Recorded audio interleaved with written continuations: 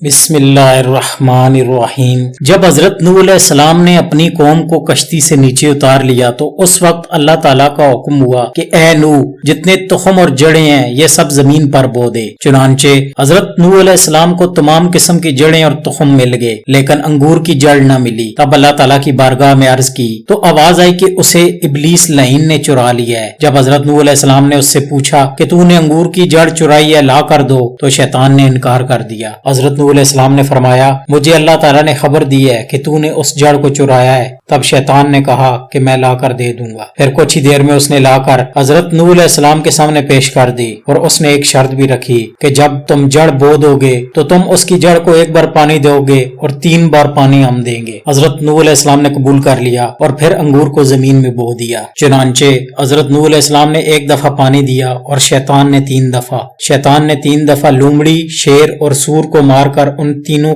جانوروں کا خون اس کی جڑ میں دیا۔ اس لیے جو شیرینی انگور میں ہے وہ حضرت نوح علیہ السلام کے پانی دینے کی وجہ سے ہے، اور اس سے جو شراب بنتی ہے وہ ابلیس کے پانی دینے کی وجہ سے ہے۔ اس لیے شرابیوں کا مزاج پہلے لومڑی کے مزاج جیسا ہوتا ہے، پھر شیر اور آخر میں سور جیسا ہوتا ہے، کیونکہ نشے کی حالت میں شرابی کسی کو دیکھنا، سمجھنا اور سنانا پسند نہیں کرتا۔ یا اللہ ہم سب کو شراب کی لعنت سے بچا، آمین۔